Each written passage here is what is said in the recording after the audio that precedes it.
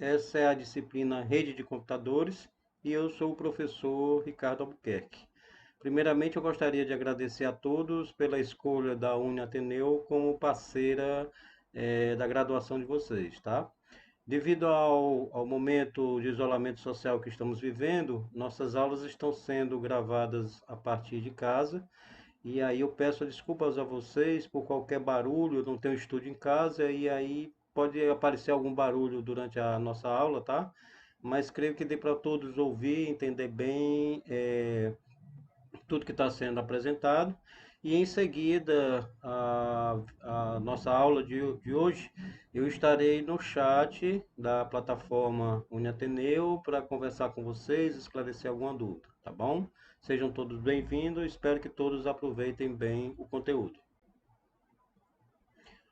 Inicialmente, nós vamos ver os tópicos da aula de hoje, conceitos básicos em redes de computadores, comunicação, transmissão de dados, o que são redes de computadores, dispositivos de redes de computadores, as famosas redes sem fio ou mais conhecidas por wireless, tipos de redes de computadores, topologias de rede de computadores, meios de transmissão, tipo de cabos e no final a gente faz um apanhado geral sobre os conceitos de cabeamento estruturado.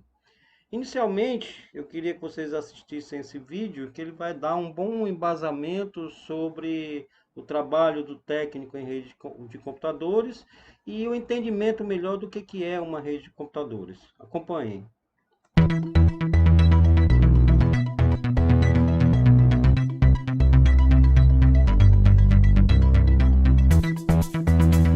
A internet facilitou tanto a vida do planeta que às vezes até parece que a gente nunca viveu sem essa tecnologia. Essa ferramenta ela é tão presente no dia a dia das pessoas e das empresas que é fundamental que esses sistemas estejam sempre funcionando corretamente. Para que tanta informação circule, profissionais qualificados trabalham no desenvolvimento, instalação e manutenção de redes. É assim que toda essa comunicação virtual acontece. Afinal de contas, essa tal internet nada mais é do que um revolucionário sistema de comunicação que interliga pessoas e computadores. Parece que a comunicação virtual funciona num passe de mágica, né? Você vai lá, liga o seu computador e pronto, está conectado com o mundo. Mas saiba que tudo isso só acontece graças a um sistema de redes. E quem cuida para que tudo isso funcione direitinho são os técnicos em redes de computadores. Hoje em dia é difícil a gente encontrar uma empresa que não faça o uso de redes em suas operações. E com o aumento da preocupação com a segurança digital, o mercado para esses profissionais só aumentou.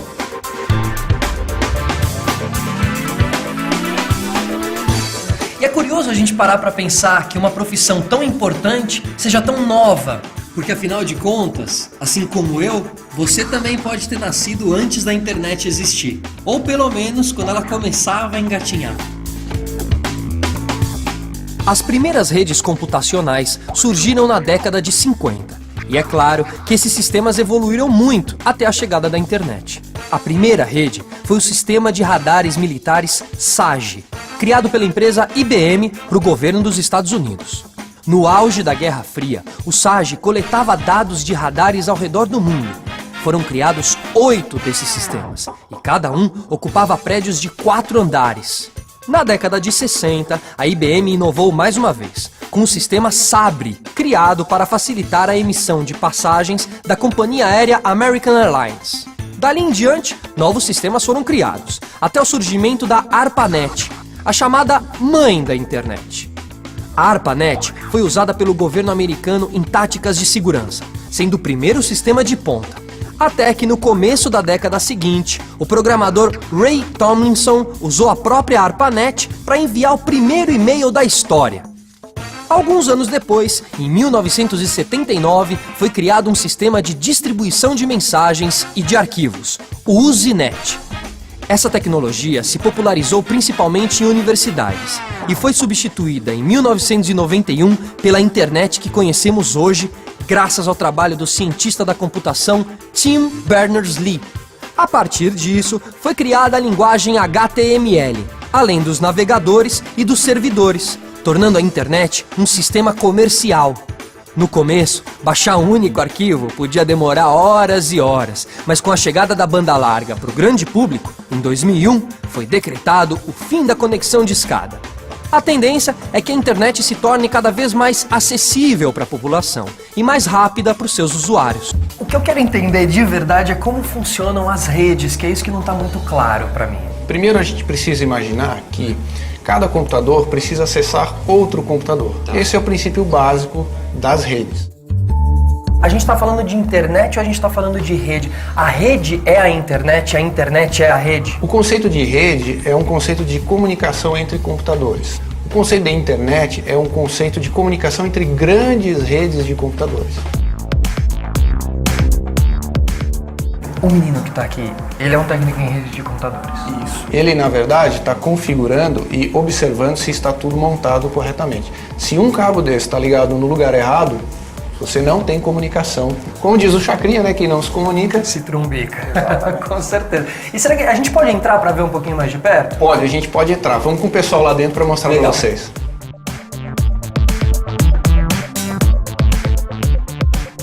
Aqui no data center, a gente tem o ponto de contato e de comunicação entre os computadores. Certo. Tá?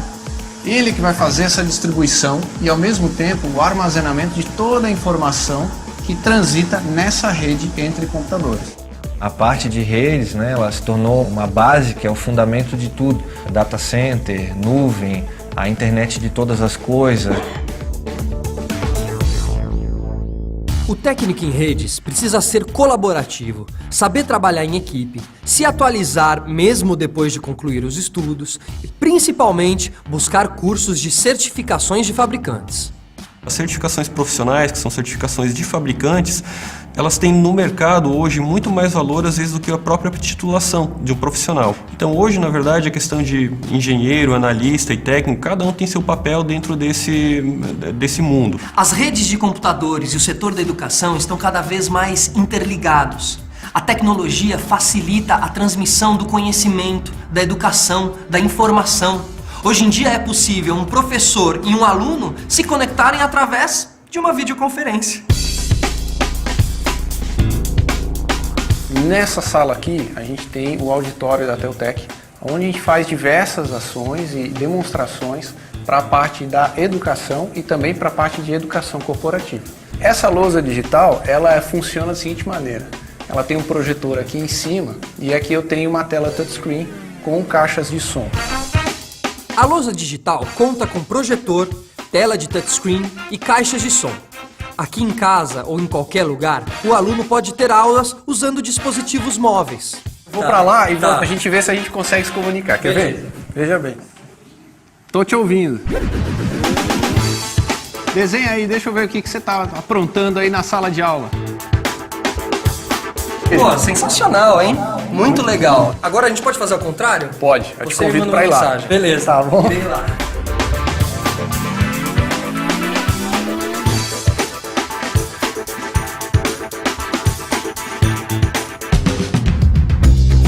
Eu acho que hoje a gente conseguiu mostrar aí várias possibilidades onde um técnico em redes de computadores pode chegar, pode almejar, pode desejar. E é um trabalho super importante. Levar comunicação e informação, principalmente na área da educação, é um trabalho extremamente fundamental para a nossa sociedade e para o futuro. Afinal, quem não se comunica... se trumbica. Muito bom. Obrigado. Legal a gente entender melhor como funcionam os sistemas que facilitam o nosso dia a dia. Então a gente pode observar aqui que aqui é um ambiente típico industrial, onde nós temos várias máquinas aqui operando. E qual é a importância do operador de redes de computadores, do técnico, nesta parte da indústria, né? Apesar de a gente estar vendo essas máquinas funcionando, muitas vezes precisam ser acionadas à distância e utilizar a tecnologia de redes de computadores para poder fazer isso, certo?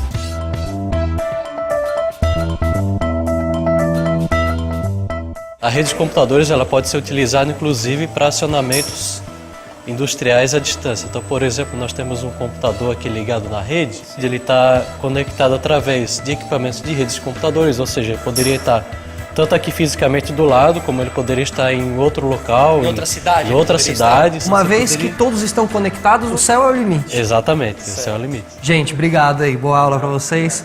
Então aqui o pessoal está colocando a mão na massa literalmente, né? Estão ali mexendo aqui em cima, nós temos roteadores, switches e embaixo as conexões que eles fazem os jumpers entre os equipamentos de rede e os computadores que eles estão colocando em rede nesse momento. Certo. Tendo esse conhecimento básico aqui, eles estão aptos a evoluir e a entrar nesse mercado de trabalho em diferentes áreas, Sim, né? diferentes áreas. Qualquer coisa que envolver a tecnologia, que envolver a transmissão de dados, tá aqui.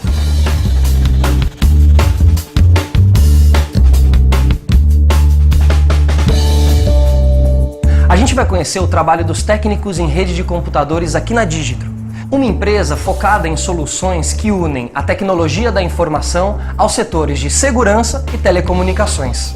Esse é um lugar de solução tecnológica. Esse lugar se chama Shaft e é aqui que ficam os dispositivos de rede nas empresas. Cada shaft é responsável por manter a empresa interligada. Mas eu vou parar de falar sobre isso e vamos conversar com quem entende do assunto. Rapaz, quanto fio aqui, hein? Então, como eu estava te mostrando lá, em cada mesa daquela que a gente mexeu, tem uma identificação. Lá da mesa ele vem direto para cá, Tá. e daqui eu ligo no switch. Quando você me diz que vem direto, esse fio ele tá ligado lá. Isso mesmo. Legal. Vem tudo por cima, conecta aqui e daqui para o switch. Lá da minha estação de trabalho eu consigo gerenciar esse switch. Aí eu vou dizer em que rede ele vai ficar, que acesso que ele vai ter. Cada andar a gente tem um ponto de consolidação, vamos dizer assim, onde a gente aqui interliga todas as mesas, todas as bancadas estão interligadas a esse espaço. Então, Thiago, aquela mesa lá aqui que vai ficar disponível a partir de agora para mim, você vai me dar vida naquela mesa através daqui. Isso mesmo, até então aquele ponto não estava ativado. Tá. Então aquele ponto é esse aqui, que eu vou conectar daqui, ele está ligado lá na tua mesa, e ele é esse cabo aqui, que eu vou conectar aqui no switch. E agora eu vou lá na minha estação de trabalho configurar esse ponto para ti. Os números impressionam e é até difícil a gente conseguir imaginar todo esse volume. Mas isso mostra a importância dos técnicos em redes de computadores, para que essa roda, a internet, continue girando, que a gente continue se informando, aprendendo e, por que não, se divertindo. Pessoal, esse foi o Futura Profissão, espero que vocês tenham gostado. Tchau! E então, deu para perceber a simplicidade e ao mesmo tempo a complexidade de uma rede de computadores. Esse vídeo ele não é voltado especificamente para a disciplina de redes, ele fala mais sobre o trabalho do técnico em redes de computadores. Mas dá para vocês perceberem, através das apresentações, o quanto é complexo, né, uma rede de computadores, o quanto envolve equipamentos, especialistas no assunto, para que você simplesmente possa mandar um e-mail, por exemplo, da sua casa até o e-mail do professor. Tá? Vamos continuar. Trabalhar desde a transferência de dados via Bluetooth entre celulares a conexões de banda larga entre países dos 5 continentes, computadores acessarem a internet, celulares copiarem arquivos de um computador, computadores compartilharem impressoras, uma gravadora de DVD ou até mesmo o que está sendo apresentado em seu monitor. Tudo isso, galera, faz parte do assunto rede de computadores. O simples fato de você conectar ao seu computador um mouse sem fio, isso já é você criar uma rede. Tendo 2 pontos de conexão, você já tem uma rede, certo? E afinal, o que é rede de computadores? Simplificando ao extremo, uma rede nada mais é do que um conjunto de máquinas que se comunicam. Essas máquinas podem ser computadores, impressores, telefones, aparelhos de fax ou qualquer outro, como vocês viram no vídeo, motores conectados a um computador para serem comandados à distância. Para fazer com que as máquinas se comuniquem, é necessário interligar fisicamente as máquinas, regular as máquinas e fazer com que falem a mesma linguagem, usando a mesma gramática. Os meios físicos utilizados para interligar máquinas podem ser simples fios de cobre, fibras óticas ou sofisticados meios de comunicação, através de ondas eletromagnéticas em diversas faixas de frequência, rádio, micro-ondas, Bluetooth, Wi-Fi, etc., que dispersam fios ou cabos. Para a gente entender melhor sobre rede de computadores, nós precisamos entender o que é informática, o que é informação e como essa junção se estabelece, tá? Então tá aí, informática é a ciência que tem como objetivo estudar o tratamento da informação através do computador. A informação é um conjunto de dados organizados que fazem referência ao acontecimento, a um fato ou um fenômeno, que no seu contexto tem um determinado significado. A informação é um elemento fundamental no processo de comunicação como um todo. E comunicação? Processo de transferência e processamento de informações entre dois pontos, por meio de voz, escrita, sinais visuais, etc. Como elementos da comunicação, nós temos a informação, né? É a formulação tangível de uma ideia para ser enviada a um receptor. O transmissor manda a mensagem através de um canal utilizando algum tipo de comunicação. Receptor recebe a mensagem transmitida decodificando-a. O próprio canal, né, que é o meio de transmissão onde a informação passa com atrasos e atenuação. E o receptor, resposta de um receptor à comunicação de um transmissor, sendo de fundamental importância em termos de realimentação para o transmissor. E você pode estar perguntando o que isso tem a ver com rede de computadores. Vamos só supor se o transmissor e o receptor estivessem em continentes diferentes. Já teríamos que ter o estabelecimento de uma rede. Portanto, é importante a gente entender os elementos de comunicação, como é que eles funcionam, para que a gente tenha mais facilidade em perceber os funcionamentos das redes. Aí está um pequeno fluxograma, né, de como funciona a comunicação. Eu tenho aqui no início a fonte emissor, em seguida eu tenho o canal de transmissão, e na outra ponta eu tenho o receptor da mensagem, né? Então a mensagem vai passar por todo esse processo, podendo haver ruídos, né, que sejam físicos ou ruídos de sinal que possam fazer com que essa mensagem seja perdida ou seja interrompida. Então mais da frente a gente vai ver que existem meios dentro das redes de computadores para garantir que a mensagem que saiu do transmissor seja exatamente a mesma que chegou ao receptor, ok? Há duas maneiras para a transmissão de dados, a maneira analógica e a maneira digital. A analógica, algo que é similar a alguma outra coisa, dispositivos que transformam movimentos em condição de um evento natural em sinal elétrico ou mecânico, que seja similar. E o digital, ele não tem faixa muito ampla, não reflete em atividade constante. Um sinal digital representa um valor instantâneo de uma situação e não representa um movimento contínuo. No próximo slide, a gente vê aí o comportamento do sinal digital e o sinal analógico, ok? Na comunicação, quanto ao sentido em que a informação pode ser transmitida através de um canal entre emissores e receptores, nós temos três modelos. O tipo de conexão simplex, o half duplex e o full duplex. O simplex são as transmissões que podem ser feitas apenas num só sentido, de um dispositivo emissor para um ou mais dispositivos receptores. É o que passa, por exemplo, numa emissora de rádio ou numa emissora de televisão. Como a gente está falando de televisão, o sinal que nós recebemos na nossa casa é através de uma rede, né? Tanto tem computadores do outro lado para poder emitir o sinal, como tem computadores do lado de recepção para receber esse sinal analógico ou digital e transformar ele nessa imagem que a gente vê na televisão. Então está aí nesse pequeno gráfico, né, que o X é o transmissor e o Y é o receptor, e a comunicação sempre ocorre de X para Y. Na comunicação Ralph-Duplex, a transmissão pode ser feita nos dois sentidos, mas alternadamente, isto é, ora num sentido, ora no outro, e não nos dois sentidos ao mesmo tempo. Esse tipo de transmissão é bem exemplificado pelas comunicações entre computadores, quando um transmite, o outro escuta e reciprocamente. Então, aí nesse outro gráfico, você está vendo X e Y, né? Onde na primeira parte o X é o transmissor e o Y é o receptor. E na segunda parte, o Y é o transmissor e o X é o receptor.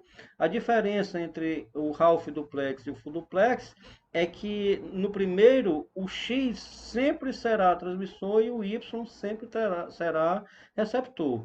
No Ralph Duplex não, o X e o Y, tanto um como o outro, poderá ser receptor ou transmissor, mas essa comunicação ela não pode ser instantânea, ela tem que ser, né, alternada, enquanto o X está transmitindo, o Y está recebendo e vice-versa. O último modelo de comunicação é a Full Duplex. As transmissões podem ser feitas nos dois sentidos, em simultâneo, ou seja, um dispositivo pode transmitir informação ao mesmo tempo que pode também receber. Um exemplo são as comunicações telefônicas, né? Enquanto você fala, você escuta. Então, está estabelecido a comunicação Full Duplex. Quanto às formas de transmissão de dados, né? Quanto à forma em que os dados podem ser transmitidos através de um canal entre emissores e receptores, as transmissões de dados podem ser de duas formas, o que nós chamamos de comunicação de dados assíncrona e síncrona, né? O nome já dá uma ideia do que seja, né? A comunicação assíncrona, um bit especial é inserido no início e no final da transmissão de um bloco de dados e assim permite que o receptor entenda o que foi realmente transmitido. Cada bloco de dados possui um flag, que é uma espécie de controle, que informa onde começa e onde acaba esse bloco, além da posição na sequência de dados transmitida. Já na comunicação síncrona, o dispositivo emissor e o dispositivo receptor devem estar num estado de sincronia antes da comunicação iniciar e permanecer em sincronia durante toda a transmissão. Imagine o mesmo bloco de dados que precisa ser transmitido de maneira síncrona. Cada bloco é transmitido e recebido num instante de tempo bem definido e conhecido pelo transmissor e receptor, ou seja, eles têm que estar sincronizados. Quando um bloco é enviado, o receptor é bloqueado e só pode enviar outro bloco quando o primeiro for recebido pelo receptor. Para facilitar o entendimento, a gente tem aí as duas representações, né? Nesse primeiro, onde a requisição ou a transmissão é síncrona, você observe que eu tenho aí duas requisições sendo enviadas de um transmissor a um receptor, né? Onde a segunda requisição ela só é iniciada após a finalização da primeira requisição, que está representado pela cor azul. Já na requisição assíncrona, você observa aí os três blocos de requisições que estão sendo enviados simultaneamente. É claro que nesse caso aqui ele precisa ter aquele bit de controle mostrando onde é que iniciou e onde é que terminou a transmissão. Rede de computadores. O que é uma rede de computadores? Segundo Tannenbaum, uma rede é um conjunto de módulos processadores capazes de trocar informações e compartilhar recursos, interligados por um sistema de comunicação, né, que é um meio de transmissão e protocolos. Hardware e software trabalhando juntos, comunicando dois ou mais equipamentos. Dispositivos de rede, também conhecidos como nós, estações de trabalhos ou ativos de rede. Tá? E os tipos de redes que nós temos? Nós temos a rede peer-to-peer, que é o ponto a ponto, né, conhecido no Brasil. Cada computador é simultaneamente servidor e cliente. Qualquer máquina pode acessar os recursos do outro sem que haja necessidade de permissão ou de um administrador de rede. Já na rede cliente-servidor, um ou mais servidores centralizam os serviços disponibilizados pela rede. Os clientes enviam requisições de serviços para os servidores e esperam pelas respostas ou mensagens de erros, tá? Essa rede peer-to-peer, o ponto a ponto, é a rede mais comum, é a rede que nós temos em casa, que nós já conhecemos com mais facilidade, onde você, através de um roteador, você cria, né, uma rede de computadores e todos os computadores que estão conectados àquele roteador, eles podem ter acesso às informações entre eles, sem precisar nenhum gerenciamento de rede ou mesmo um administrador. Já no cliente-servidor, não. Você tem toda uma concentração de informações em um servidor, né? E todos os computadores, na realidade, fazem requisições ao servidor de um determinado serviço ou de um determinado protocolo. Serviços de redes de computadores. Há aplicações distribuídas e executadas em 2 ou mais computadores conectados na rede, composto por cliente, servidor, protocolo e middleware. E vamos entender cada um deles. Protocolo é a regra de comunicação estabelecida entre o cliente e o servidor, e middleware é o sistema operacional mais protocolo para executar o serviço de envio e recebimento de solicitações do cliente. Então você vê aí nessa figura, né, do lado esquerdo você tem o cliente, através da rede ele está fazendo uma requisição a um servidor que está lá na outra ponta. O servidor processa, né, a informação que ele recebeu e envia uma resposta. Você vê na linha abaixo, né, que o servidor está retornando, através da mesma rede, uma resposta para a solicitação do cliente. Utilidade das redes de computadores.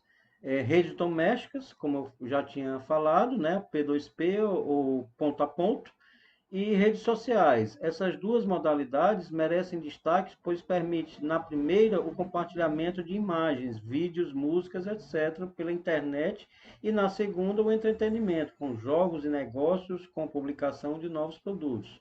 A outra rede é a e-commerce, né, que é uma modalidade de comércio que realiza suas transações financeiras por meio de dispositivos e plataformas eletrônicas, como computadores e celulares. Um exemplo desse tipo de comércio é comprar ou vender produtos em lojas virtuais. Galera, aqui não só eu destaco o e-commerce de um site onde uma loja hospeda informações a respeito de seus produtos e o cliente vai lá e acessa esses produtos e executa as compras, como também empresas que hoje já têm as suas próprias plataformas, já disponibilizaram apps para celular, como é o caso da Americana, né, que hoje ela tem já uma plataforma com um software definido e através do software você faz todo o processo de escolha, de compra e de pagamento e inclusive o acompanhamento do recebimento até o momento da entrega. Existem apps para celular de empresas que hoje são bem modernas, bem avançadas, que você inclusive acompanha em tempo real aonde está o entregador quando ele sai da empresa para fazer a entrega do produto na sua residência. Os tipos de e-commerce mais conhecidos, né? Tá aí eles, negócios entre governo, né, chamados G2G, entre governo e empresa G2B, né, e entre governo e consumidor G2C, né, e aí vai, empresa-governo B2G, empresa-empresa B2B e empresa-consumidor B2C, e consumidor-governo C2G, consumidor-empresa C2B, consumidor e consumidor C2C. Então você aí tem todas as modalidades do e-commerce. Agora a gente vai ver um pouco sobre dispositivos de redes de computadores, né? Classificação, ativos e passivos. Ativos são aqueles equipamentos responsáveis pela comunicação eficaz entre equipamentos. Exemplo, o computador, o servidor e o router. O passivo é o responsável pelo transporte dos dados através do meio físico. Um exemplo disso são cabos e antenas. O primeiro dispositivo de rede que a gente vai estudar é o repetidor. O repetidor ele é responsável pela interligação de redes idênticas pois eles amplificam e regeneram eletricamente os sinais transmitidos no meio físico. Não executam nenhum tipo de tratamento sobre as informações transmitidas por eles. Então você observa que do mesmo jeito que o sinal saiu no transmissor, né, ele vai chegar no receptor apenas havendo uma melhora no sinal, né, caso essa distância entre receptor e transmissor seja muito grande. É utilizado o repetidor para amplificar, vamos dizer assim, o sinal de transmissão. Placa de rede, né? Placa de expansão que permite aos dispositivos executar comunicações em redes, conhecidas como adaptadores de rede ou NICs, né? Network Interface Card. As placas de rede são dispositivos capazes de realizar comunicações entre servidores, estações e demais dispositivos. A grande maioria utiliza ou são compatíveis com a internet.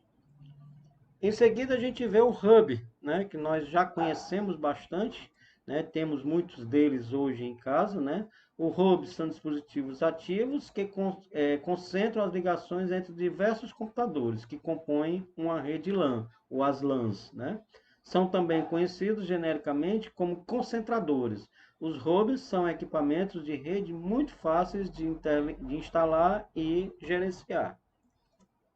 Já as suítes são dispositivos ativos que analisam e encaminham os pacotes da máquina origem, analisados através do MAC, né, que é o endereço da placa do computador, para o destino. Ele analisa o MAC da placa de origem e analisa o MAC da placa destino. E aí a mensagem ela só é enviada para aquele endereço, né, para aquele computador cujo o endereço do MAC é o correspondente. O Bridge ou pontes, né, são dispositivos ativos utilizados para permitir interconectar dois segmentos de rede. Assim, esses dois passam a formar uma mesma rede. Então, no caso da ponte, né, eu tenho duas redes independentes com configurações diferentes, mas que eu preciso interligar. Então, nesse caso, para mim não ter que reconfigurar todas as duas redes para ter o mesmo padrão, eu posso fazer interligações entre redes através de um bridge, tá? Já o roteador, ou router, é um dispositivo de rede utilizado para interligar redes diferentes. São capazes de escolher a melhor rota por onde os pacotes são enviados de uma rede a outra. Roteadores interligam redes diferentes e selecionam as melhores rotas, ou seja, o caminho mais rápido ou o menos congestionado para as transmissões. Eles trabalham com protocolos em P ao invés de MAC.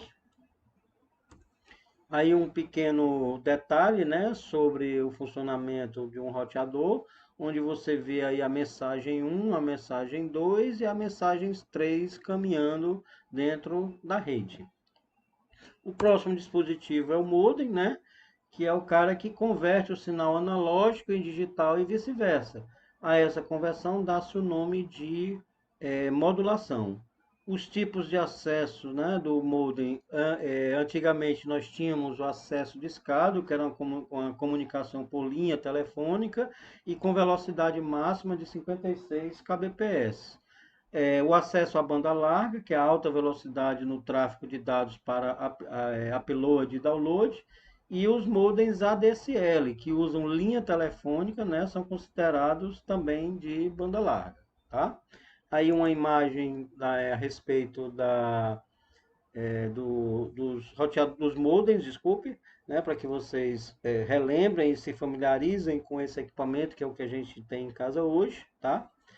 Em seguida, nós vamos ver um vídeo que é bem interessante, chamado Guerreiros da Internet. É um vídeo bem antigo, mas ainda bem atual, com relação ao funcionamento da rede de computadores, né?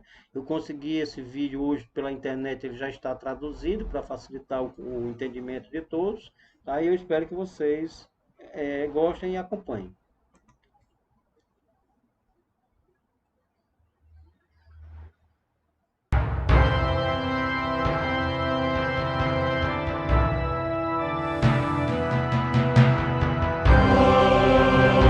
Guerreiros da Internet. IP pela Paz. estrelando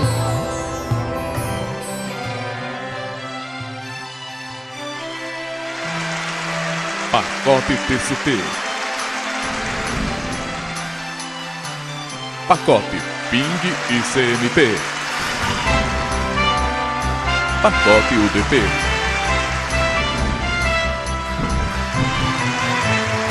roteador,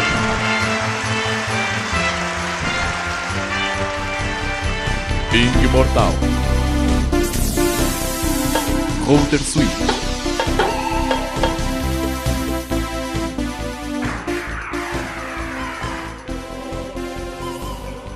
pela primeira vez na história, as pessoas e as máquinas trabalham em conjunto tornando um sonho realidade.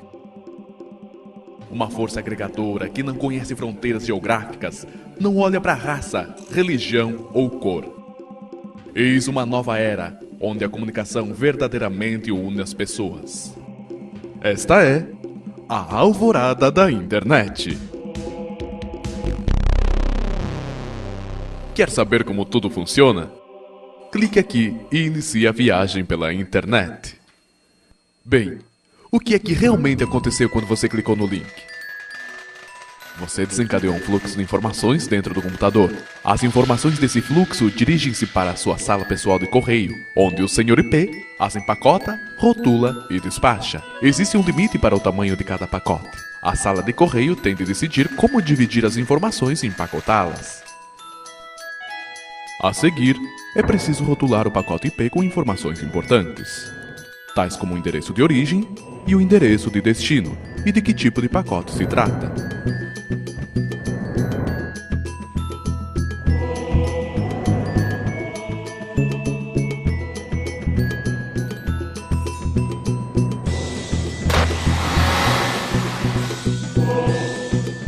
Como o pacote em questão se destina à internet, também recebe o endereço do servidor proxy, que desempenha uma função muito especial, como veremos mais à frente. O pacote é então lançado para a rede local ou LAN. Esta rede é utilizada para ligar todos os computadores, roteadores, impressoras e outros equipamentos locais situados dentro das paredes reais de um único edifício. A rede local é um local relativamente anárquico, onde infelizmente podem ocorrer acidentes.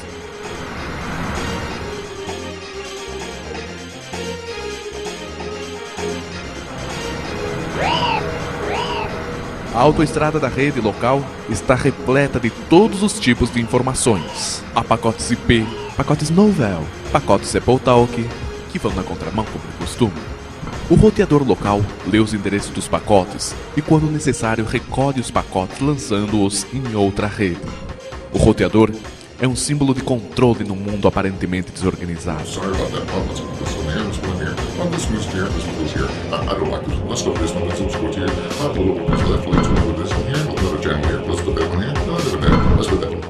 Ele está ali, sistemático, insensível, metódico, conservador e, por vezes, não muito rápido, mas é de grande precisão, geralmente.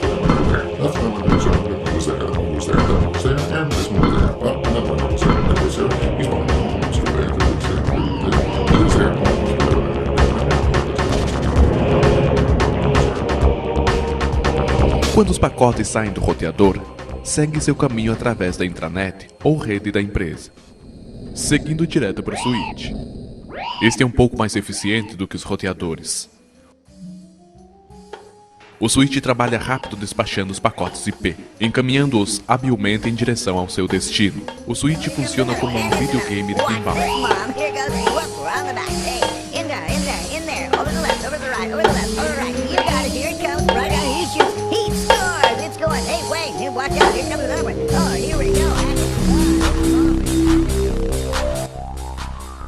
Conforme os pacotes vão chegando aos respectivos destinos, são apanhados pela interface de rede, que está preparada para os despachar para o nível seguinte. Neste caso, o proxy, que é utilizado por muitas empresas como intermediário, com a função de estabelecer e compartilhar entre vários usuários uma única conexão de internet, e também é utilizado por questões de segurança. Podemos ver que os pacotes têm tamanhos diferentes, conforme o conteúdo de cada um.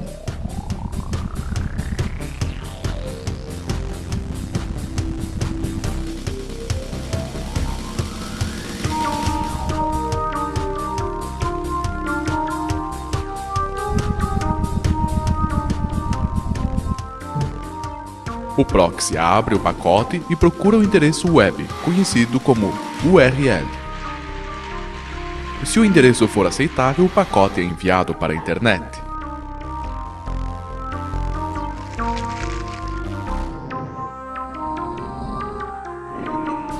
No entanto, há alguns endereços que não obtêm aprovação por parte do proxy, por não cumprirem as diretivas empresariais ou administrativas.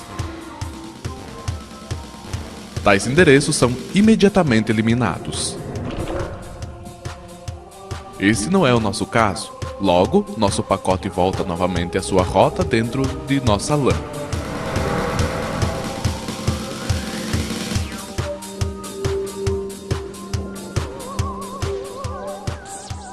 O próximo passo é o firewall. O firewall da empresa existe por dois motivos. Evita que algumas coisinhas nojentas que andam pela internet entrem na nossa rede e também evita que as informações confidenciais da empresa sejam enviadas para a internet. Uma vez passado o firewall, um roteador recolhe os pacotes e coloca-os numa estrada, ou largura de banda como costumamos dizer, muito mais estreita. Obviamente a estrada não é o suficientemente larga para que possam caber todos os pacotes. Você deve estar pensando, o que é que acontece aos pacotes que não chegam ao fim do caminho? Bem, quando o Sr. IP não recebe uma confirmação de recepção de um dado pacote em tempo útil, limita-se a enviar um pacote para substituí-lo. Agora estamos prontos para entrar no mundo da internet. Uma teia enorme de redes interligadas que se estende por todo o planeta.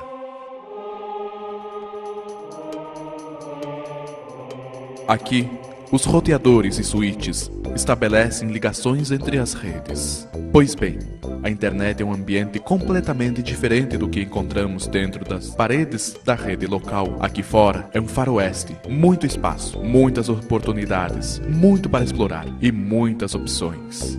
Graças à existência de poucos controles e regras, as ideias novas se encontram aqui solo fértil para ir mais além. Mas devido a essa liberdade, também alguns perigos se escondem.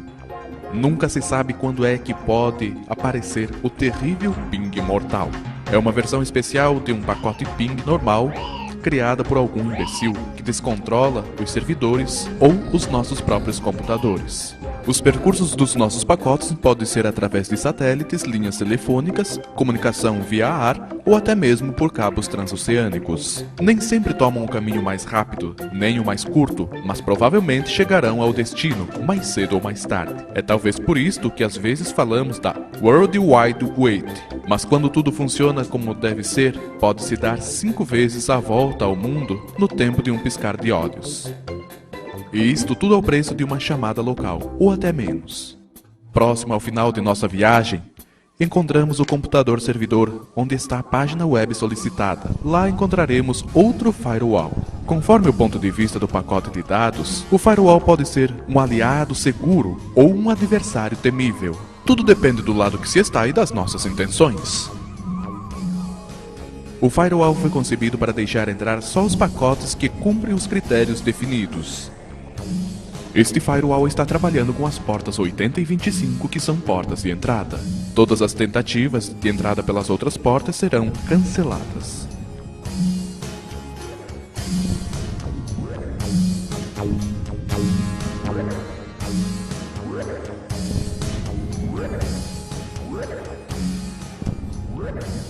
A porta 25 é utilizada para a entrada dos pacotes de correio.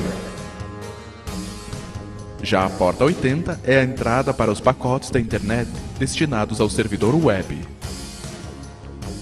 Dentro do firewall, os pacotes são analisados cuidadosamente. Alguns passam sem dificuldades por essa alfândega, enquanto que outros já despertam dúvidas. A polícia do firewall não é enganada de qualquer maneira. Por exemplo, está atenta a pacotes do ping mortal, disfarçada de pacotes ping normal. It's okay, Gorm. It's okay. No problem. Have a nice day. We are here. Bye. Para os pacotes que têm a sorte de chegar aqui, a viagem está quase acabando. Basta dirigir-se até a interface para serem levados até o servidor web. Atualmente, um servidor web pode funcionar em muitos tipos de máquinas, desde um grande mainframe, passando pelas câmeras para a web, até um computador pessoal. E por que não um refrigerador? Com a configuração adequada, poder-se descobrir se há ingredientes suficientes para preparar um frango com molho, ou se seria necessário ir às compras. Lembre-se que estamos na alvorada da internet. Praticamente tudo é possível. Um a um os pacotes são recebidos, abertos e desempacotados. As informações contidas que constituem o nosso pedido são enviadas para uma aplicação do servidor web.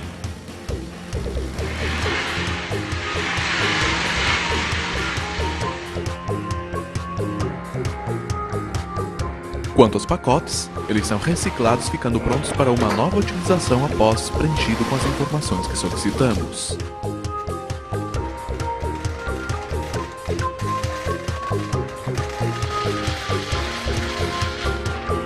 São então endereçados e reencaminhados,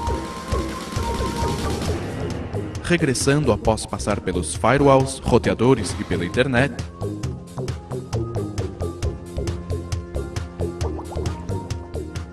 Passam novamente pelo nosso firewall da empresa, bem como pela nossa interface.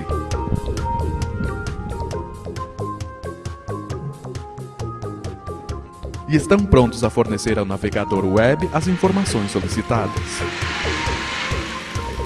Como, por exemplo, este filme. Tudo isso ocorre cada vez que você busca ou solicita um endereço na internet. Satisfeitos com seus esforços e cheios de confiança num mundo melhor, os nossos fiéis pacotes seguem felizes em direção ao pôr do sol de mais um dia, com a certeza de terem servido bem a seus amos. E então, este não é um final feliz?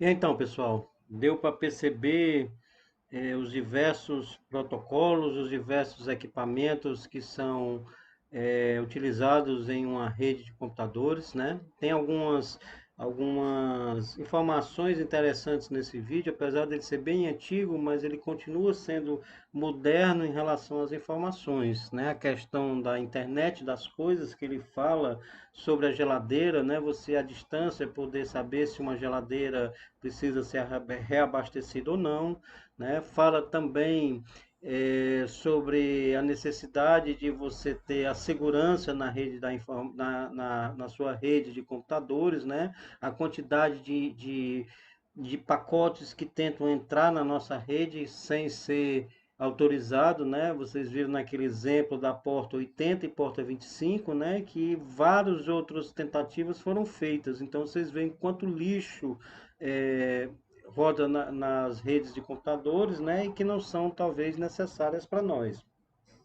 E por último, em relação a esse vídeo, eu queria comentar sobre a ideia de que a gente não ter a internet significa que não exista uma rede de computadores, né? Muitos pensam dessa maneira quando, por exemplo, conectam o seu celular a um roteador e o roteador libera o acesso ao celular e mesmo assim ele não consegue navegar. E aí logo ele diz assim, eu não estou na rede. Quando na realidade ele está na rede, apenas a rede não está permitindo que ele acesse a internet, né? Isso são as proteções, os dispositivos de proteção que as redes disponibilizam para que nós, administradores de redes, possamos utilizar para proibir, né, ou para coibir acessos indevidos na nossa rede, ok? Vamos continuar? Nosso próximo slide é falando sobre as redes sem fios, mais conhecido como wireless. É uma estrutura de comunicações sem fio que permite a transmissão de dados e informações sem a necessidade do uso de cabos, sejam eles telefônicos, coaxiais ou óticos. Cada vez mais comuns pela comunidade e mobilidade, né? Utiliza ondas de radiofrequência, transmite os dados pelo ar, dispensa a instalação de cabos, reduz custos de instalação e manutenção, mas tem uma desvantagem que são suscetíveis a ataques, pois podem variar de uma simples escuta à criação, modificação e destruição das mensagens. Os tipos de rede wireless, temos aí o primeiro a infravermelho, né, alcance de 5 a 30 metros, permite 5 a 15 usuários e possui velocidade de transmissão de 115 megabits por segundo. Um exemplo que nós conhecemos comumente é os nossos mouses sem fio ou o próprio controle remoto das televisões. Já a rede sem fio do tipo radiofrequência utiliza micro-ondas para transmitir o sinal pelo ar. Possui no Brasil 11 canais, esses canais atualmente eles já estão com maior quantidade, né, e frequências de 2,4 GHz. Exemplo disso é o Bluetooth e o Wi-Fi. As redes sem fio do tipo laser, né, utilizam a luz para a transmissão de sinal digital, não necessitam de autorização para o uso, praticamente impossível de ser interceptada, já que é uma luz, e pode ser afetada por condições atmosféricas como chuvas ou neblinas, né? Componentes para a construção de uma rede wireless, eu tenho a placa de rede wireless, antena e access points. Falando sobre a topologia de rede sem fio, nós temos a rede estruturada, que são estruturados em células controladas por um access point. O alcance do sinal é diretamente proporcional ao alcance do access point. E as redes ad hoc, os dispositivos que possuem uma placa de rede wireless se conectam e se comunicam não havendo uma estrutura de rede definida. Observem aí nessa figura que nós temos aqui do lado esquerdo nós temos uma antena, né? Aqui do lado direito também tem uma outra antena, e observe que alguns dispositivos estão com os sinais direcionados para uma antena ou para outra, de acordo com o alcance e com a permissão. Já alguns computadores ou celulares que estão aqui embaixo, como esse aqui exemplo, ele se conecta à rede que tem o sinal mais forte naquele momento. Então, muitas vezes, por exemplo, um exemplo bem prático disso é quando a gente está andando dentro de um shopping e você observa que ao longo da sua caminhada, a rede que está se conectando ao seu celular, ela muda, que é exatamente porque você está mais próximo de um sinal do que de outro, ok? Nosso próximo passo é estudar os tipos de redes e de computadores, tá? Redes MANs, eu peço desculpa que tem um erro, computadores aí no título, é para ser computadores, tá? Redes MANs, WANs, PANs são nomes que até então eram estranhos. Eles passaram a fazer parte do nosso cotidiano técnico junto aos nomes dos equipamentos utilizados numa topologia de rede de computadores. As redes de computadores estão presentes em nossa vida diária. Assim, ficamos tão habituados com estas que muitas vezes as utilizamos automaticamente, sem perceber a complexidade e a sofisticação presente nas infraestruturas e das tecnologias responsáveis pela circulação das informações. A primeira rede que a gente estuda é a rede LAN, Local Area Network. É uma estrutura de hardware e software que permite os computadores individuais realizarem comunicações entre si para trocar e compartilhar recursos e informações. Abrange um espaço geográfico limitado, compreendendo uma área de até 10 km. Ok? Já as redes MANs, que é a Metropolitan Area Network, abrange o perímetro de uma cidade. Por isso são chamadas de áreas metropolitanas, utilizadas por empresas objetivando comunicar-se com suas filiais.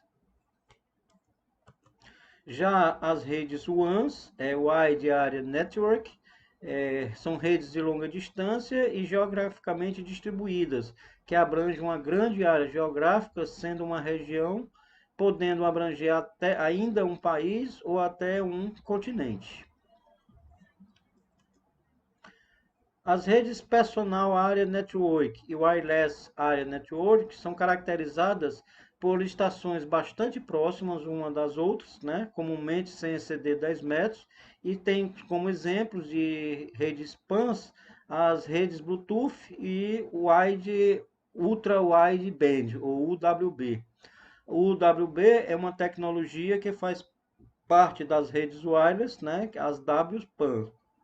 Uma rede WPAN é uma rede composta por dispositivos pessoais que usam tecnologias wireless para transmissões de curto alcance.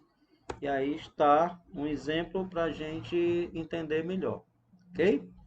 Resumindo os tipos de redes, nós temos aí as redes WAN, MAN e LAN, né, de acordo com a sua abrangência, com a sua distância entre equipamentos. Do lado direito vocês veem aí um pequeno gráfico mostrando, né, que um tipo de rede incorpora na outra, então eu posso ter várias redes PANs interligadas a uma rede LAN, a uma rede MAN e uma rede WAN, tá? E embaixo aqui você vê um gráfico de velocidade, né? De acordo com o tipo de rede, eu tenho tanto uma frequência diferente como uma frequência não, uma área de cobertura diferente, como eu tenho também uma velocidade diferenciada. Agora a gente vê as topologias de redes de computadores. Descreve como é o layout do meio de transmissão pelo qual ocorrem as transmissões das informações e também como os dispositivos presentes na rede são conectados ao próprio meio. Deve-se lembrar que topologias estão divididas em dois tipos: topologias física, que é o design da rede ou sua aparência física propriamente dita, e a topologia lógica, que representa o modelo que as transmissões de informações fluem pela rede. A primeira topologia que a gente estuda é a barra ou barramento.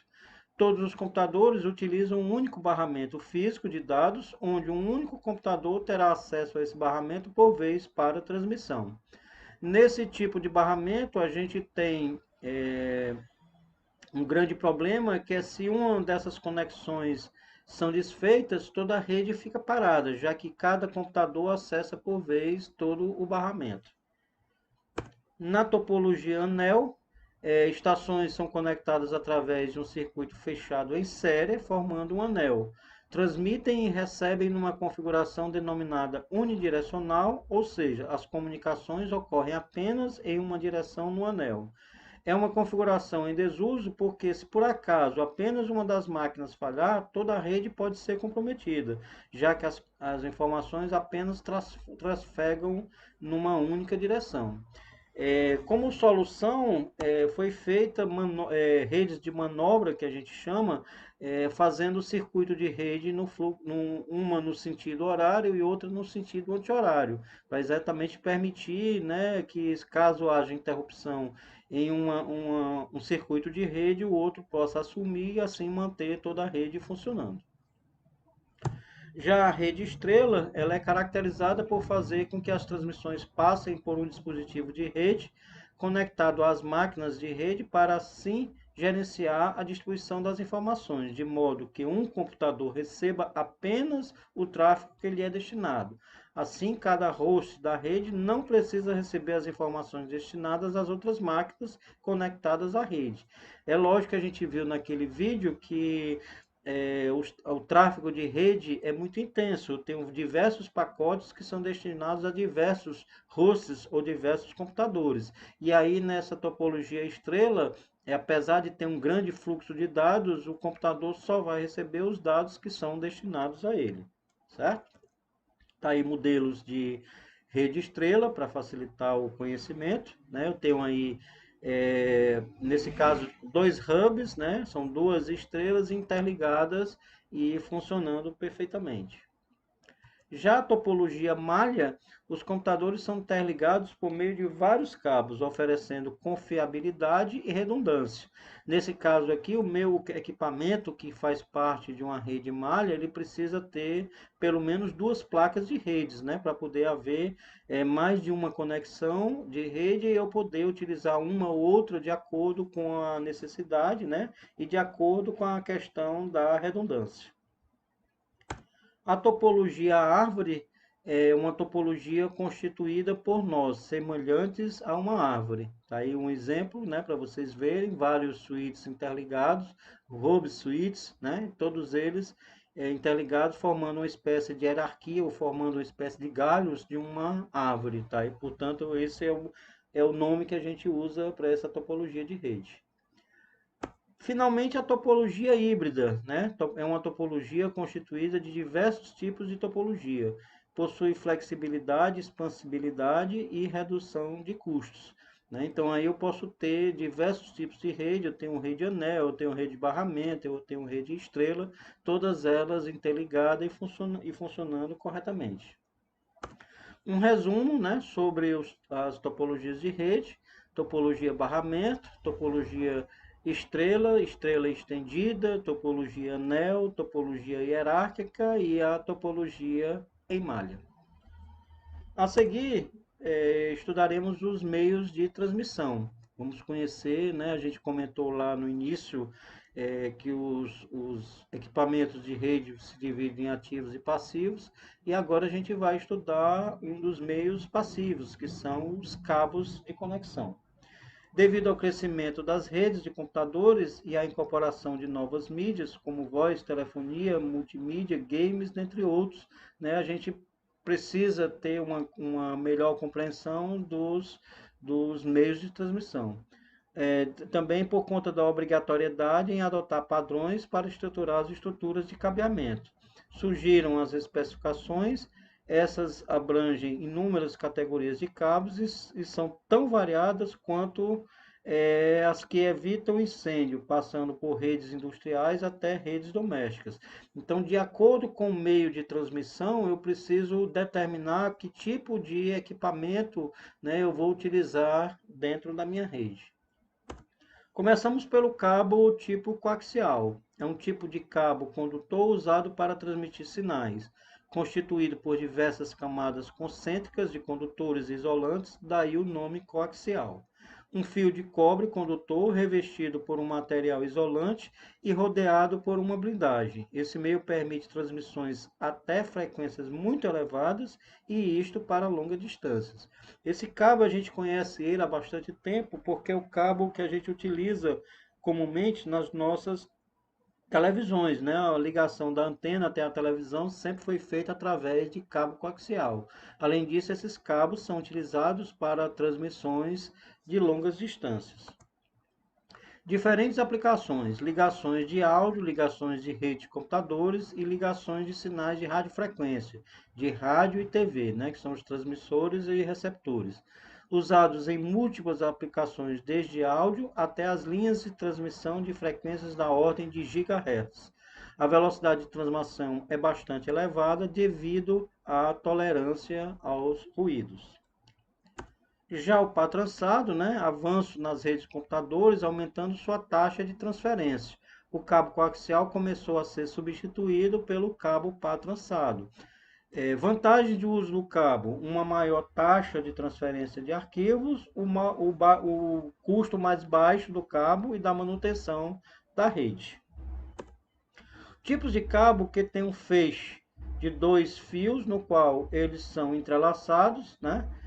Um ao redor do outro, para cancelar as interferências eletromagnéticas de fontes externas e interferências mútuas.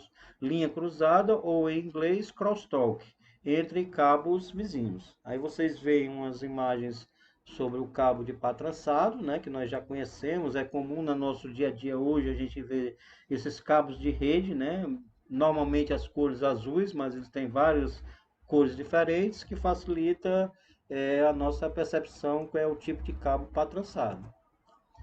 Os dois tipos mais utilizados são o cabo UTP e o cabo STP.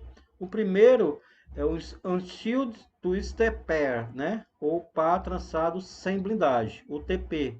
É um cabo que não tem, ele é o mesmo modelo do STP, só que ele não tem essa camada de blindagem, né? Que melhora a questão de interferência, né? Diminui a interferência de equipamentos por onde o cabo está passando.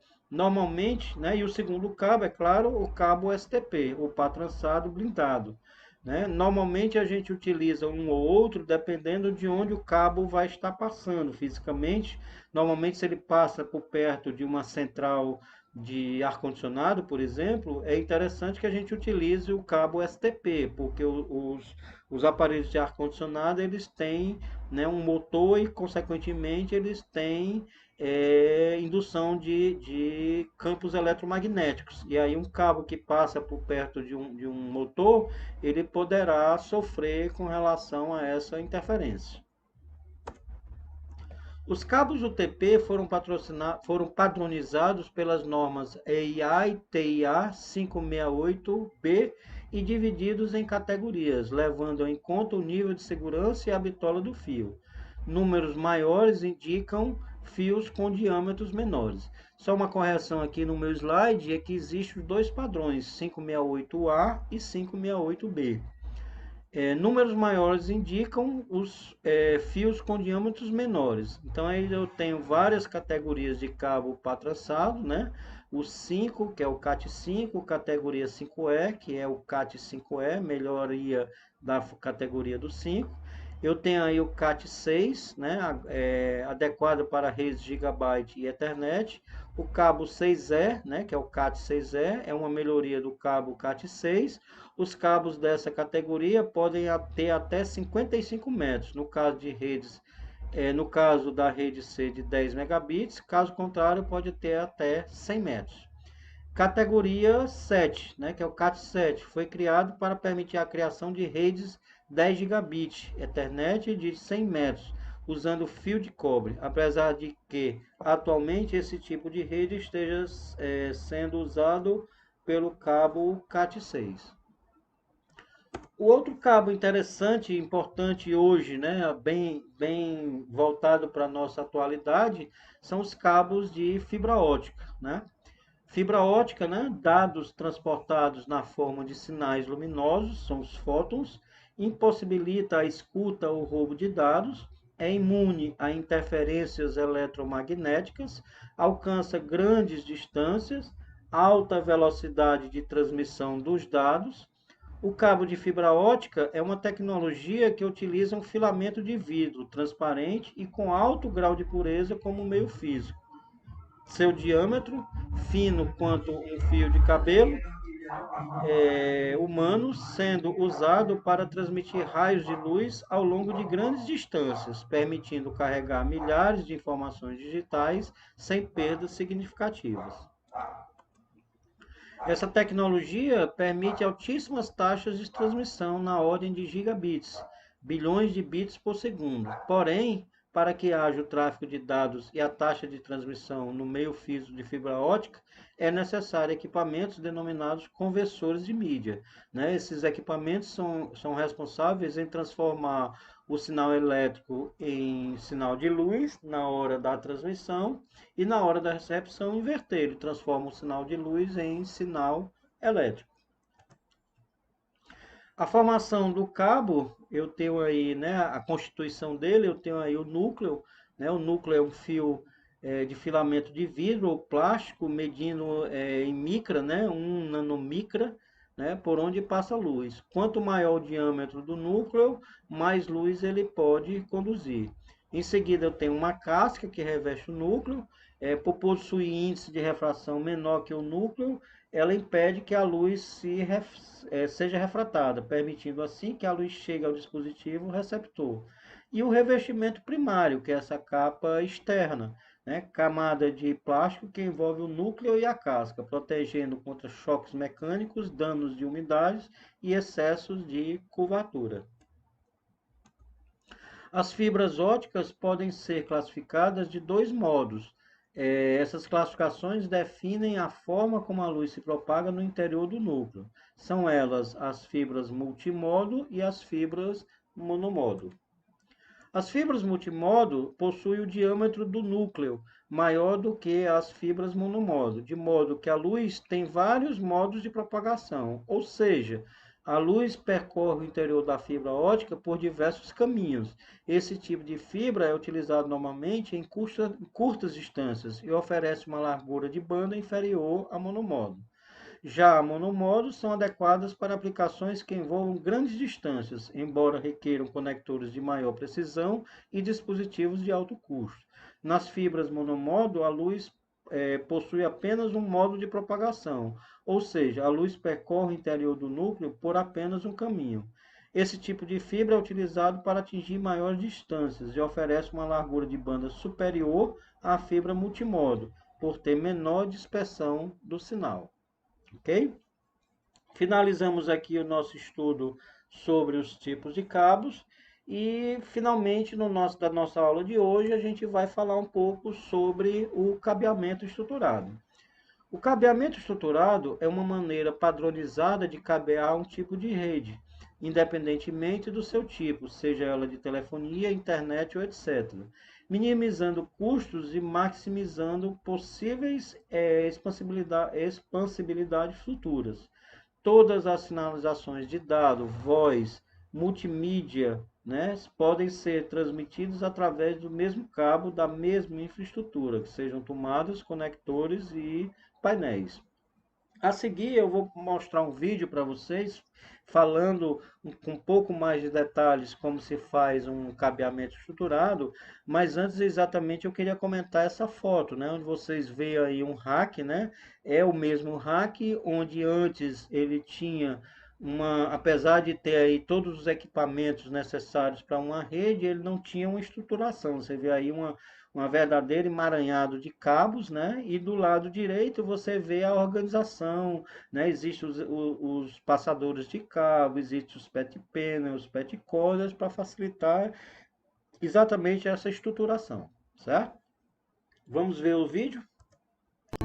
A difusão de tecnologias de transmissão de dados e a utilização cada vez maior de equipamentos de comunicação fizeram com que o uso de computadores interligados por redes se tornasse uma realidade muito presente, seja em empresas, seja em residências. No entanto, até pouco tempo atrás, as redes eram implantadas simplesmente com a colocação de switches nos locais de maior demanda, sem se fazer um estudo prévio, apenas com um pequeno planejamento.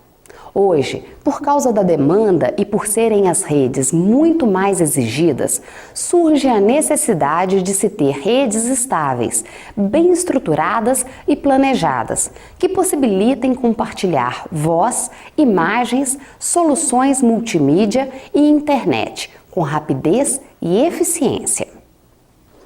Para que se tenha redes estáveis, é fundamental a instalação de infraestruturas de cabeamento estruturado, que nada mais é que um sistema baseado na padronização de conectores e meios de transmissão, de modo a tornar a infraestrutura de cabos independente do tipo de aplicação e do layout. Este sistema, além da transmissão de dados, prevê a sua utilização para diversos fins, tais como voz, vídeo, alarmes e sensores em um mesmo tipo de cabo.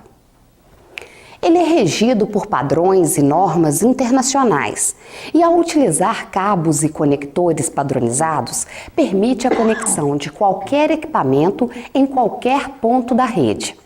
As normas tratam também da disposição dos cabos, das infraestruturas de caminhos e espaços, assim como de sua identificação e administração.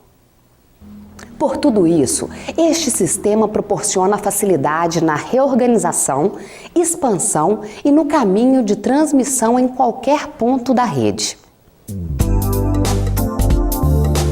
Enquanto para o cabeamento não estruturado, os sistemas como telefonia, rede e vídeo eram independentes e utilizavam estruturas separadas.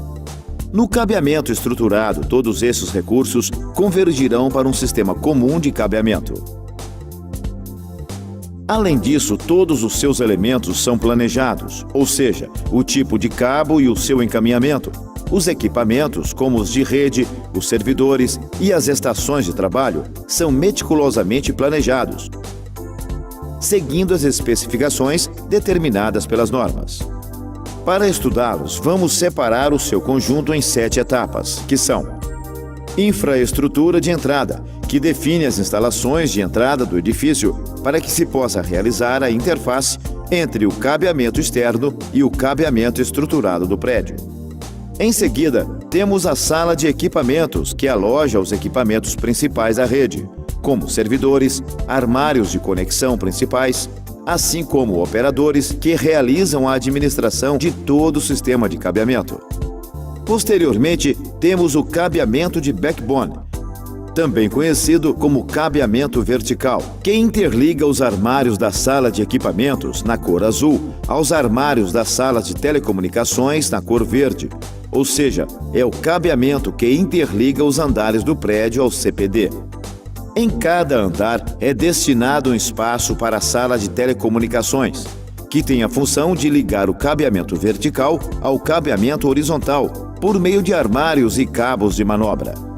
O cabeamento horizontal compreende os cabos que vão desde o armário da sala de telecomunicação até as tomadas nas áreas de trabalho, para a interligação dos equipamentos dos usuários à rede. Veja que neste cabeamento são planejados todos os pontos de telecomunicações. Veja também que eles usam o mesmo espelho plano ou caixa de sobrepor. Por fim, temos a administração, que trata da identificação e administração de todos os subsistemas de cabeamento estruturado, assim como dos espaços e encaminhamento. Vamos conhecer neste módulo as características da entrada do edifício. Esta é a área de transição entre os serviços das concessionárias de telefonia e provedores de serviços de dados e o sistema interno do edifício. Ela é constituída de cabos, dispositivos de proteção, equipamentos de conexão e outros necessários para conectar as instalações externas ao sistema de cabos local. A entrada do edifício pode ser de 3 formas: subterrânea, enterrada e aérea. A subterrânea é feita a partir de dutos instalados sob o piso. Deve impedir a entrada de água e de roedores, preservar a estética do prédio e deve ser planejada na construção. A enterrada é feita com cabos diretamente enterrados em valas e posteriormente recobertos. É mais susceptível a esforços mecânicos e acidentes. Possui pouca facilidade de expansão, no entanto, preserva a estética do prédio. Na aérea, o cabo vem de um poste próximo ao prédio e é preso à fachada por ancoramento. Apresenta fácil manutenção e é de fácil instalação. Entretanto, não preserva a estética do prédio e nem permite a entrada de outro sistema no mesmo ponto. Este é o prédio do CPT. Vejam que, nesse caso, foi utilizada mais de uma forma de entrada.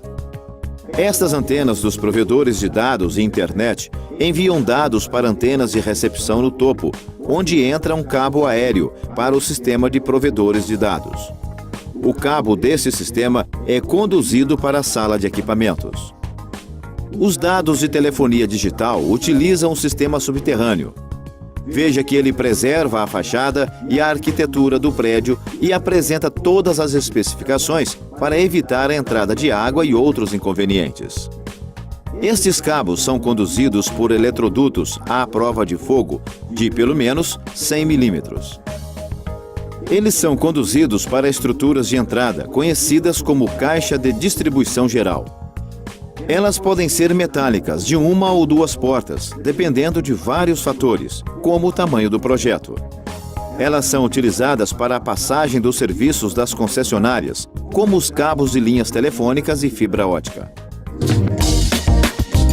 Quando todo o edifício é de uma única empresa, é utilizada somente uma sala de equipamentos.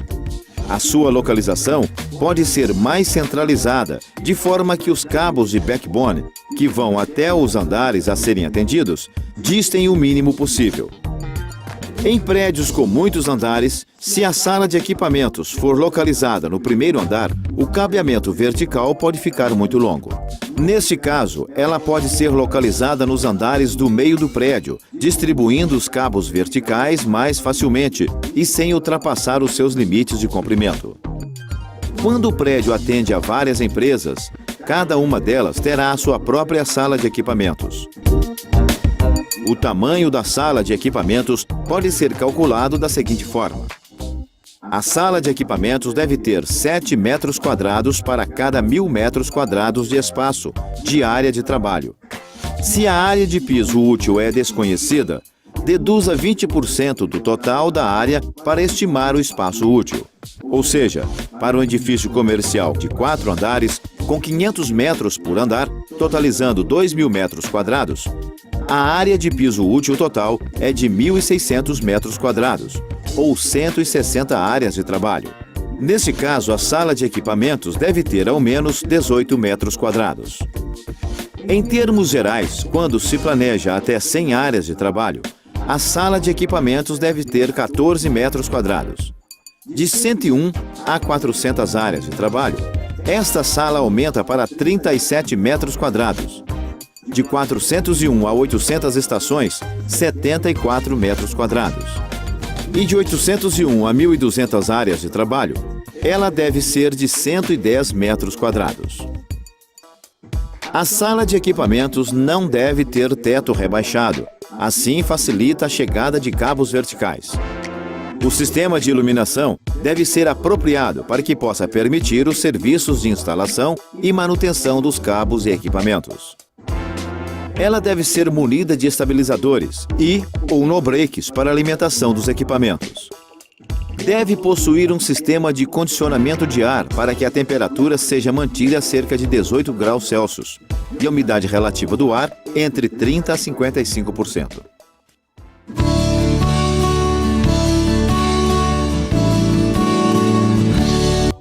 Vamos conhecer os mais importantes. Os PET Panels são equipamentos utilizados para a conexão entre cabos. Na parte traseira, recebe os cabos de backbone ou os cabos de piso, e na parte da frente, os PET Corders, que são móveis e flexíveis. Existem PET Panels de diversas capacidades de conexão. Normalmente, os de 16 e os de 24 e 48 portas são os mais utilizados. Quanto à sua ocupação no armário, veja que os que possuem até 24 portas são de uma altura. Já os de 48 portas geralmente ocupam 2 alturas. Ele deve ser adquirido de acordo com a categoria, existindo PET Panels para cabos de categoria 5E, 6 e 6A. Ele sempre possui essa indicação impressa. De forma geral, o encaixe do PET Cord é feito em 90 graus, mas alguns, como este da Maxi Telecom, possuem inclinação de 45 graus, que diminui a fadiga do cabo e facilita a sua retirada. Observe a diferença entre os dois. Na parte traseira do PET Panel, existem os blocos IDC, onde são fixados os conectores para os fios. Veja que eles sempre trazem impressa a sequência de cores para a conexão, de acordo com o padrão de cor 586, A e B. Existem algumas variações na marcação de cores correspondentes ao cabo de par trançado. De forma geral, também é impressa a numeração do cabo no chassi do PET Panel. Vem também indicado o número correspondente ao conector frontal, que neste caso é o 13 na parte de cima e o 14 na de baixo. Estes são os conectores que prendem o fio e realizam a conexão por estrangulamento. Observe que existem conectores IDC em que as 8 pernas são afixadas somente a um lado e as 8 pernas do outro conector do outro lado. Em outros, são fixadas 4 pernas de cada lado do conector IDC. Sempre associados ao PET Panel, há organizadores de cabos como este. Eles são fundamentais para que os cabos não fiquem pendurados pela conexão, causando fadiga. Existe organizador de cabos de uma unidade de altura, como este, recomendável para até 24 cabos. Já estes, de 2 alturas, são recomendados para suítes de 48 portas. Na parte frontal, eles são munidos de tampas que se encaixam para fixar melhor os cabos. Estas são as calhas de tomadas que são fixadas no armário e ligadas ao no-break. Todos os equipamentos ativos são ligados nelas. Algumas são munidas de disjuntor que desarma em caso de curto ou sobrecarga. Existem diversos tipos de bandejas para apoiar os equipamentos que não são fixos diretamente no rack. Estas são fixas, mas existem também as móveis, que saem para facilitar o manuseio do equipamento. Os ventiladores de teto são fundamentais para diminuir a temperatura dos armários fechados, que são os mais utilizados na sala de equipamentos. Estas são frentes falsas para tampar áreas que ficam sem equipamentos no rack. Podem ser de uma ou duas alturas. Para a fixação dos equipamentos, são utilizados racks abertos ou fechados, mais conhecidos como armário, neste caso. A distribuição dos equipamentos no armário é bastante diversificada, mas de forma geral, na parte inferior, é acondicionada o no-break, que pode ser o de piso ou o próprio para armários, que fica na horizontal. Logo acima podem ser colocados os servidores. Acima do servidor, o PABX de telefonia. Na altura mediana, os patch panels e os switches, para que um operador possa fazer as configurações e as devidas alterações com os cabos de manobra. Desta forma, rapidamente, pode ser alterada a função dos pontos de telecomunicação de uma área de trabalho, de dados para um de voz, por exemplo. Veja no caso desta empresa, na qual existem diversos servidores. Eles foram apoiados em mesas apropriadas. Observe também que não são utilizados teclado, monitor e mouse para cada computador. É colocado um comutador tipo KVM, no qual são ligados todos os computadores. Veja que todas as conexões de monitor, teclado e mouse dos servidores são conectadas a ele. Assim, o operador ativa no KVM o teclado, monitor e mouse do computador de sua necessidade. Veja que os SIP Code Box foram fixados na parede e não no rack, por causa da quantidade de SIP Code Boxes e para facilitar a sua refrigeração. Vamos conhecer neste módulo o cabeamento de backbone. O cabeamento de backbone é a parte do sistema de cabeamento que interconecta salas de telecomunicações, salas de equipamentos e a infraestrutura de entrada principal do edifício. São dois os locais em que se utiliza o cabeamento de backbone em um edifício comercial. No primeiro, os cabos que fazem a interligação da infraestrutura de entrada do prédio até a sala de equipamentos. Eles levam os circuitos externos das operadoras de telefonia e de internet que chegam à infraestrutura de entrada até a sala de equipamentos. O outro conjunto de cabos que faz parte do cabeamento de backbone é o que interliga a sala de equipamentos às salas de telecomunicação dos andares, conhecido como cabeamento vertical. Devem ser utilizados eletrodutos para a passagem dos meios de transmissão. Estes eletrodutos devem ter diâmetro mínimo de 100 milímetros para cada 5.000 metros quadrados de área servida pelo cabeamento de backbone. É recomendado colocar mais 2 tubos adicionais para o crescimento ou reserva. Estes tubos devem obrigatoriamente ser protegidos com bloqueios contra fogo. Eles nunca podem ser instalados em dutos de elevadores em função da intensidade de ruído eletromagnético presente, que é muito grande. Temos aqui então os cabos aceitos para cabeamento de backbone, que são respectivamente cabo de 25 pares, categoria 5E, para backbone de telefonia, para backbone de voz. Cabo de 4 pares, categoria 5E. Cabo de 4 pares, categoria 6, ou cabo de 4 pares, categoria 6A, para o backbone de dados. Cabo de fibra ótica multimodo e cabo de fibra ótica monomodo, para backbone de voz e de dados.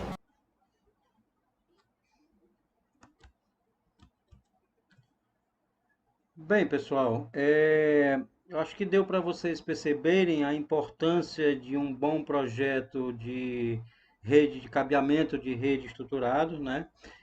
O quanto é complexo a questão de elementos que fazem parte desse cabeamento. Vocês observaram que existe a necessidade de planejamento de iluminação, de temperatura, de umidade, né, de por onde esses cabos vão estar passando, a organização deles, né, que tipos de cabos vão estar sendo utilizados. Então é todo um projeto complexo, né, a ser desenvolvido. Nada mais interessante do que ser feito um bom planejamento, né, um levantamento geral de todas as necessidades para evitar no futuro que o projeto seja desfeito ou seja, né, readaptado, gerando emendas, gerando interferências e assim por diante, ok? Bem, essa foi a nossa aula de rede de computadores. Eu espero que vocês tenham aproveitado bem o conteúdo, tenham entendido tudo. A partir de agora eu estarei na plataforma da Uniateneu à disposição para esclarecer alguma dúvida, conversar com vocês, e eu vou deixar um desafio, um exercício para que vocês possam fortalecer os conhecimentos de vocês, tá bom? Obrigado pela atenção de todos e até a próxima.